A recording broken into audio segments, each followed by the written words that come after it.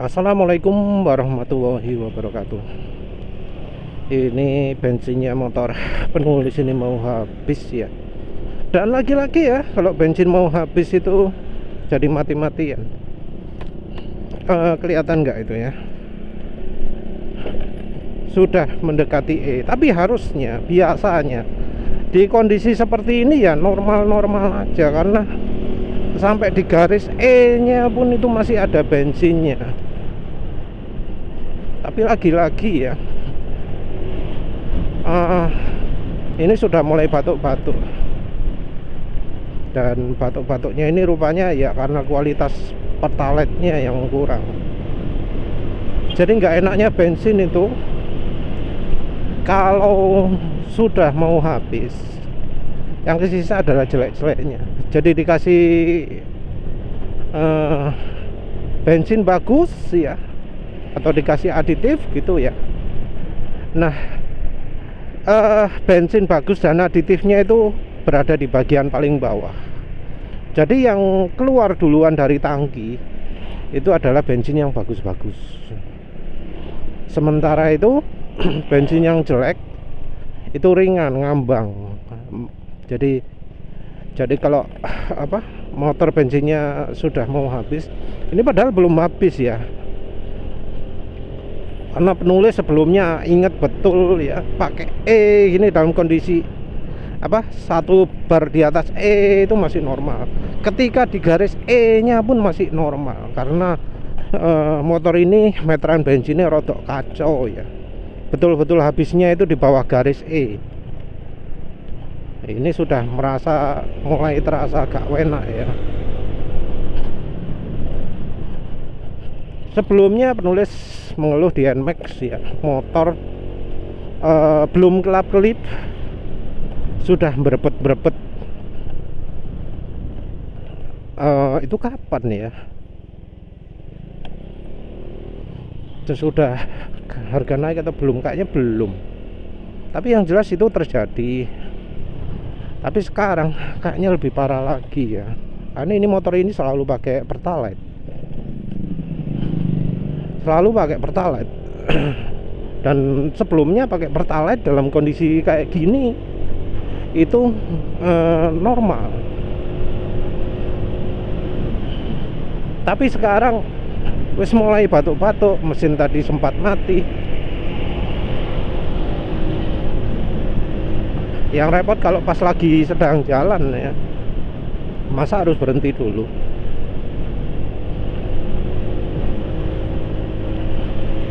Wah, ini tarikan sama sekali nggak enak ini.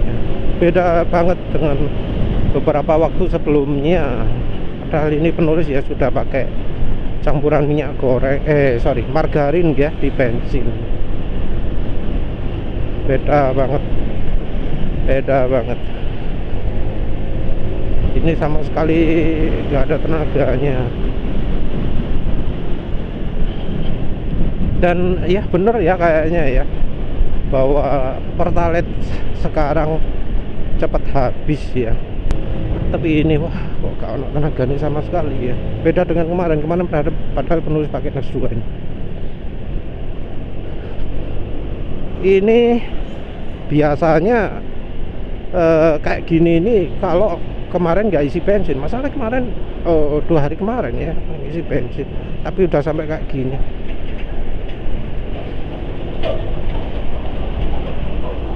Iya, repotnya sekarang kondisi bensin seperti itu yang penulis takutkan.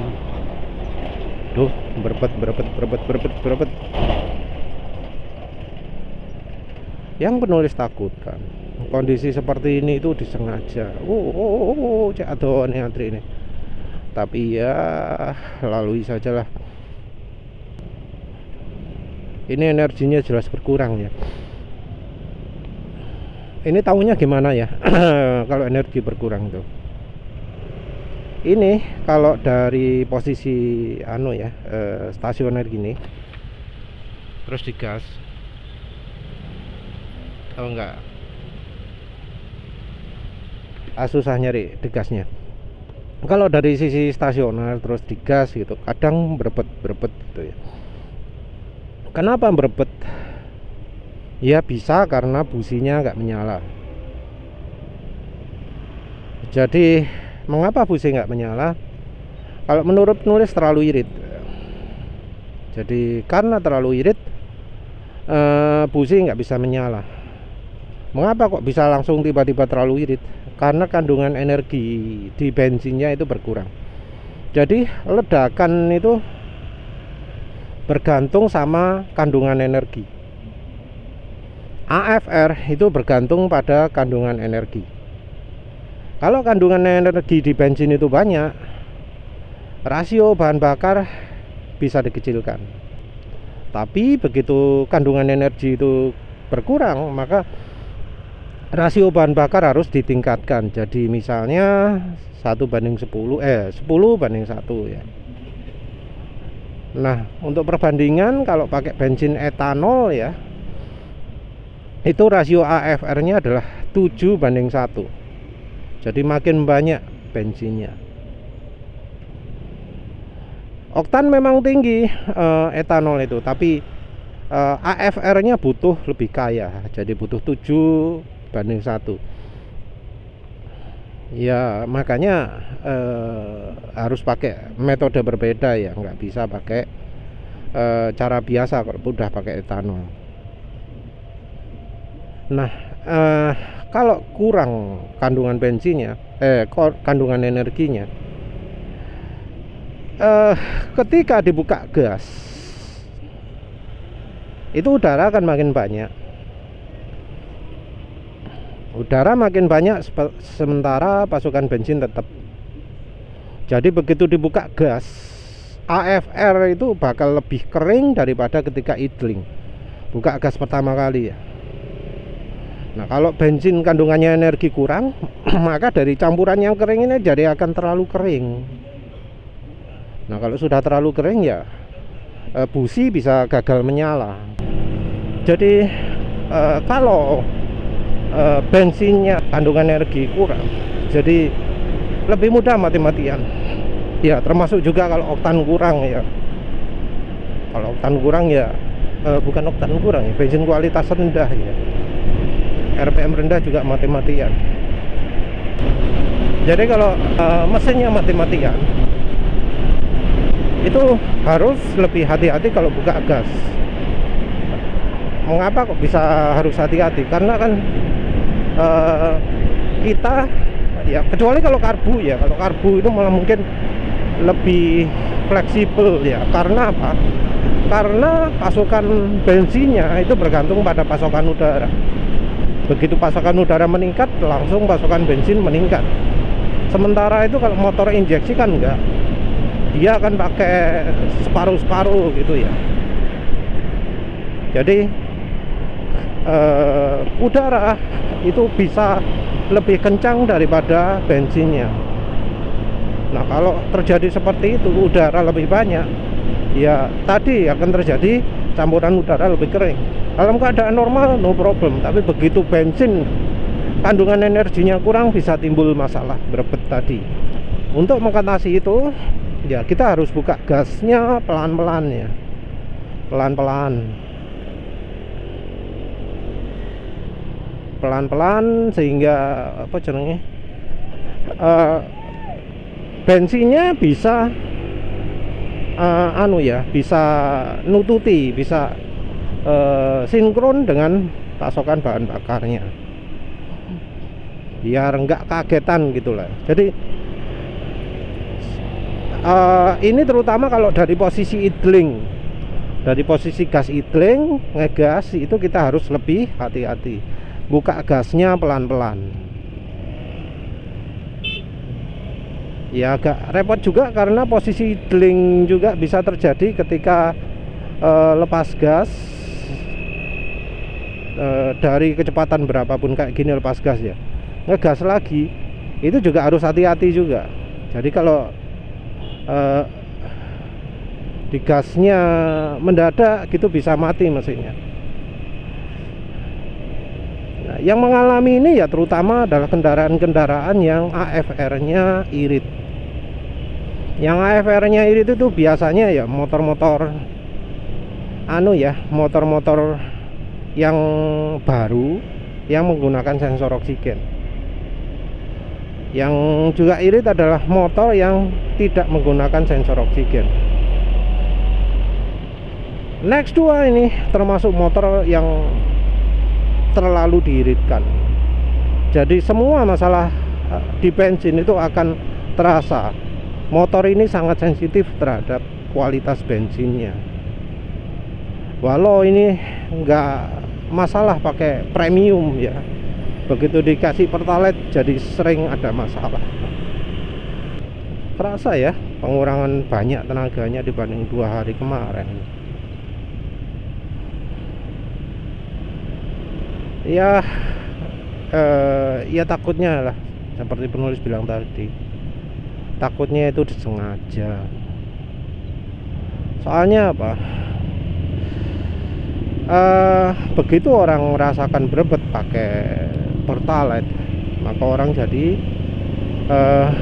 migrasi ke Pertamax. Ada kan yang milih amannya gitu ya, pakai Pertamax. Padahal Pertamax harganya sekarang 14.500, yang katanya harusnya dijual 17.000. Walau barusan lewat sale ya, berapa harga bensin sel? Gak kelihatan, lupa.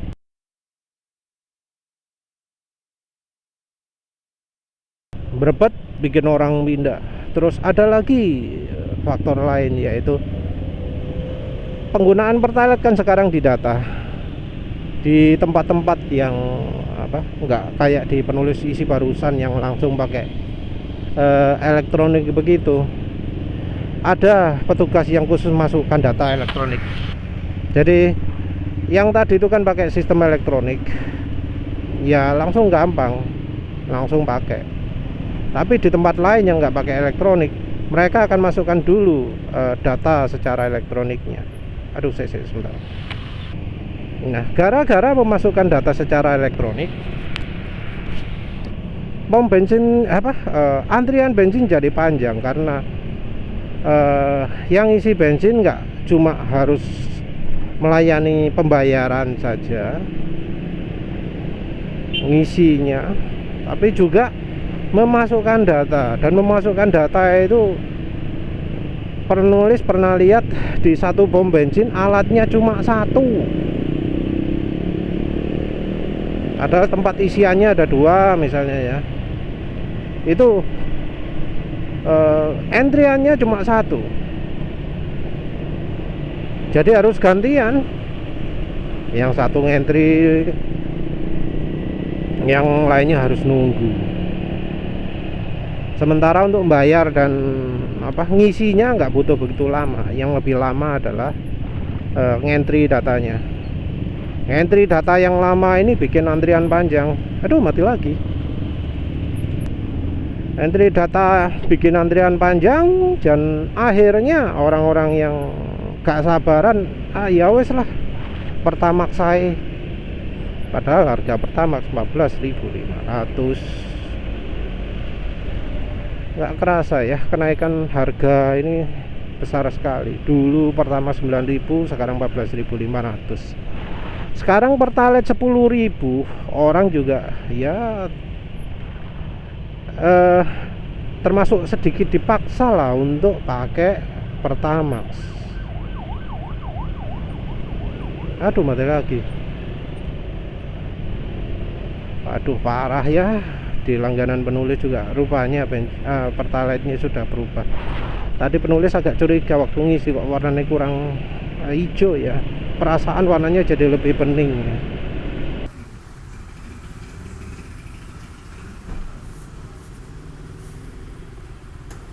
Satu lagi yaitu kelangkaan Pertalite.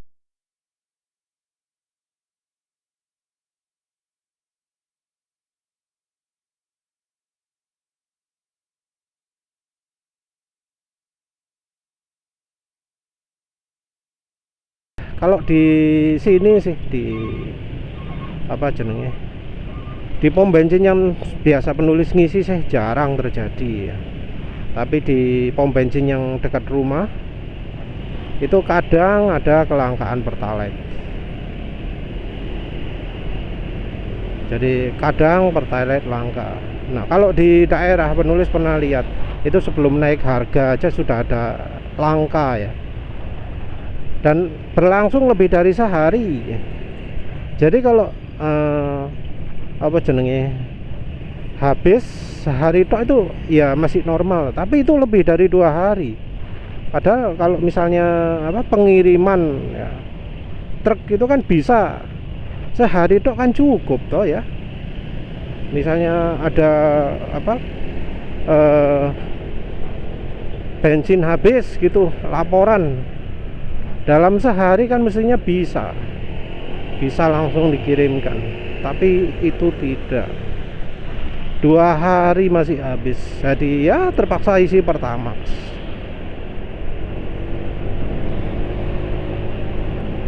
Jadi ada 3 alasan orang nggak beli Pertalite ya. Ada yang harus terpaksa beli Pertamax. Yang pertama karena Pertalite-nya bikin berebet, dan ya penurunan kualitas sudah diakui oleh banyak orang. Bensinnya jadi makin boros, terus malah ada yang macet juga. Ini juga kayaknya kalau lepas gas nggak boleh lama-lama ya, jadi harus gantung gas. Repot nih ya.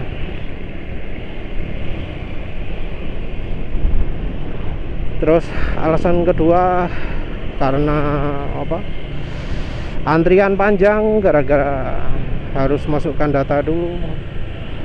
Yang ketiga adalah Pertalite langka. Ada yang bro bilang dicampuri solar, ya entah ya. Aduh berebet. Yang repot emang yang aduh berebet.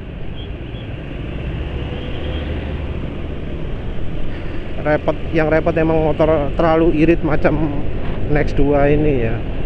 Sensitif banget terhadap bensin. Ada yang bilang bahwa bensin Pertalite-nya dicampur air, bensin Pertalite-nya campur solar. Kalau menurut penulis ya entah ya itu beneran atau enggak. Dari bau solar tak macam-macam, jadi bau pedih tak macam-macam. Motor gak ada tenaga nih, ini kayaknya oktannya juga kurang ya. Soalnya oktan kurang itu cirinya apa? Jadi sulit meraih RPM tinggi. Jadi ada yang ngomong bahwa bensin dicampuri solar, bensin campuri air. Kalau menurut penulis itu bukan, bisa aja nggak disengaja, bisa aja bensinnya beneran tapi dari kualitas sudah turun ya. Jadi kualitasnya saking turunnya sampai kotor bensinnya. Kenapa? Karena bisa jadi Pertalite yang versi baru ini kemampuan masa penyimpanannya pendek. Jadi kalau bensin normal itu kemampuan penyimpanannya tahunan. Nah, kalau bensin ada bahan bionya, bio yang model generasi awal, itu cepat rusak. Masa penyimpanannya cuma bisa 3 bulan. Kalau itu B30 ya dicontohkan, B30 masa penyimpanannya 3 bulan. Terus oh ya, bro-nya itu bilang, penulis kan ngomong Pertamina diuntungkan ketika orang tidak beli Pertalite. Nah gimana kalau orang itu beli bensin Vivo? Jadi kan ada yang beli bensin Vivo. Bensin Vivo kan emang apa? Ketika Pertalite dinaikkan harganya, harga Vivo itu malah jadi lebih murah. Jadi Vivo 8.900, Pertalite 10.000. Dan penulis ngomong pemerintah berharap orang-orang beli di luar Pertalite. Itu ada yang ngomong, lah itu Vivo gimana? Masa ya pemerintah ingin orang-orang beli Vivo? Kalau soal Vivo ya, kan Vivo dipaksa untuk naik harganya ya, diprotes oleh Pertamina ya, disuruh naikkan harga. Kalau nggak gitu izin beredarnya dicabut ya, itu wis monopoli ya, harusnya nggak boleh terjadi. Karena kan harusnya kalau pasal 33 Undang-Undang Dasar yang kayaknya mau dihancurkan undang-undang dasarnya, mau nggak dipakai lagi. Pasal 33 itu kan bumi dan segala isinya itu diupayakan untuk kemakmuran rakyat ya. Ada yang orang mampu mampu jual bensin Vivo 8.900, bukannya Pertamina jualkan punya Vivo, tapi Vivo-nya malah dilarang. Kan harusnya Pertamina tahu bensin Vivo murah, beli di Vivo kok Pertamina, kan bagus. Toh Pertamina juga impor, Pertamina juga nggak buat sendiri. Kenapa ada yang bisa jualan murah nggak ikutan beli di sumbernya Vivo? Mati lagi.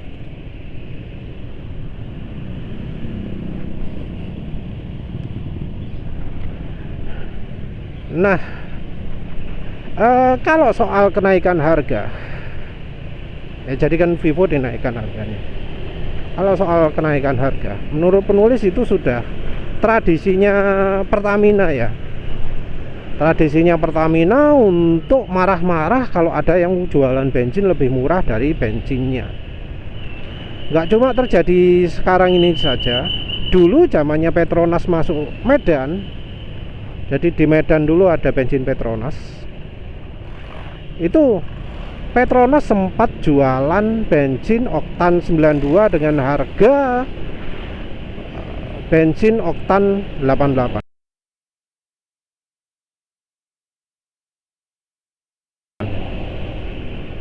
Jualan setara Pertamax tapi harganya premium.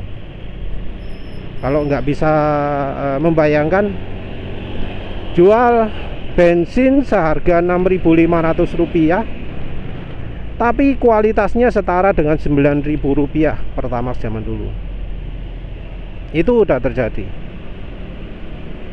Jadi emang sudah sejarahnya Pertamina itu nggak suka ada yang jualan bensin lebih murah dari Pertamina.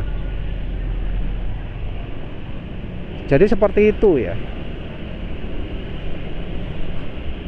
Terus penulis ngomong Pertamina pingin orang nggak beli Pertalite, itu karena ya Pertalite merupakan produk merugikan kan bagi Pertamina. Ada istilahnya subsidinya.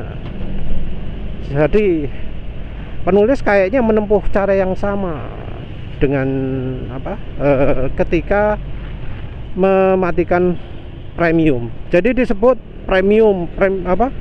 Pertamina masih jual premium, tapi keberadaan premiumnya dikendalikan. Jadi beberapa daerah sama sekali nggak kebagian premium. Dan gitu dengan pongahnya di media, Pertamina ngomong masyarakat sekarang sudah lebih suka Pertalite daripada premium. Padahal aslinya mau beli premium bagaimana lah, wong premiumnya nggak ada. Sekarang kayaknya juga sama, masyarakat lebih suka beli Pertamax daripada Pertalite. Karena ya mau beli Pertalite bagaimana lah, wong pakai Pertalite mesin jadi berbet, terus ngantrinya panjang, terus nggak dijual. Ada nih Pertamax stok kalau di daerah. Ya gitu repot kan ya. Ya satu hal ya yang penulis merasa aneh, kemana sih uang yang dipakai Pertamina itu? Pertamina merupakan perusahaan yang sangat mengistimewakan pekerjanya. Disekolahkan di luar negeri sampai biaya ratusan juta rupiah.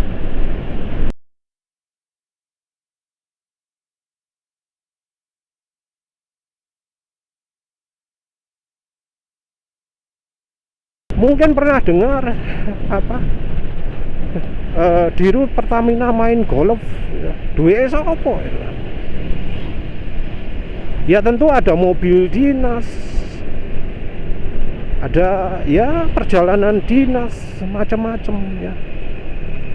Kalau kelas Pertamina kayaknya kalau melakukan seminar nggak mungkin nggak di hotel bintang 5.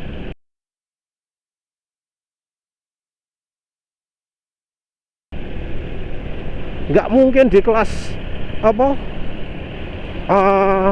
pendoponya kecamatan gitu, nggak mungkin kan ya. Pasti di hotel besar bintang 5 mewah, forum besar sekali.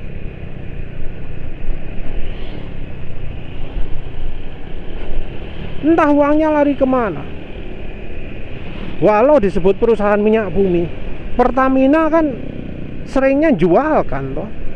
Ada sumber minyak di sini gitu ya, ditenderkan ke orang lain,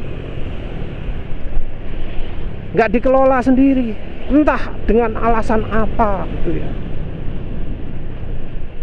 ditenderkan keluar. Sementara itu Pertaminanya sendiri nggak bisa produksi bensin sendiri, padahal sudah dari sejak dulu sampai sekarang kok gak ono rencana untuk bikin kilang minyak sendiri. Malah penulis pernah dengar ya, ada cerita bahwa Pertamina itu kalau beli bensin dari pihak luar itu pilih impor dari luar negeri daripada beli di lokal.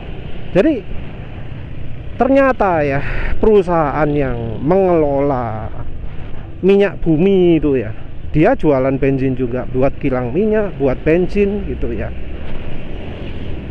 Dan ironinya bensinnya dianggap kemahalan bagi Pertamina.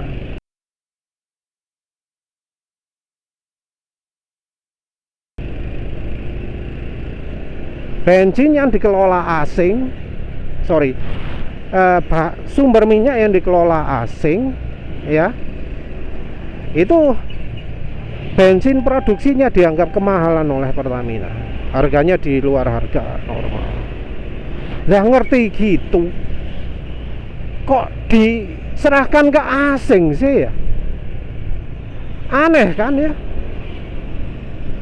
Ya lagi-lagi ini pelanggaran terhadap undang-undang dasar ya. Sumber daya alam itu dikelola oleh negara.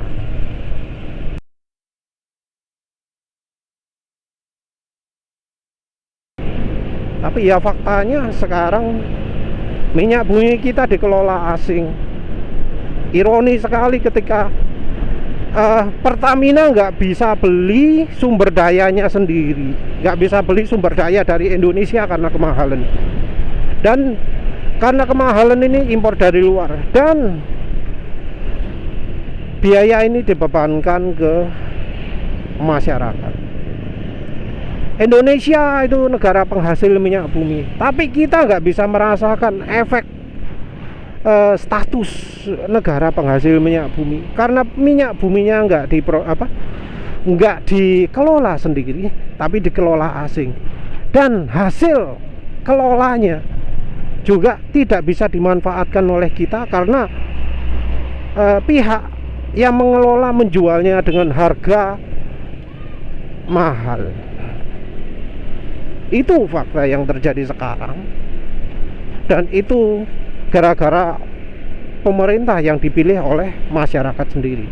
Karena memang masyarakat kita itu kalau milih orang bukan melihat dari orangnya bagaimana, kebijakannya bagaimana, tapi dari populernya ya. Sayangnya seperti itu. Penulis mau marahnya bukan ke pemerintah, tapi orang yang memilih pemerintah yang sekarang. Tak ilok-ilok no, tak welek-welek no, tak maki-maki habis-habisan. Ya wes, begitu saja. Terima kasih sudah menonton. Assalamualaikum warahmatullahi wabarakatuh.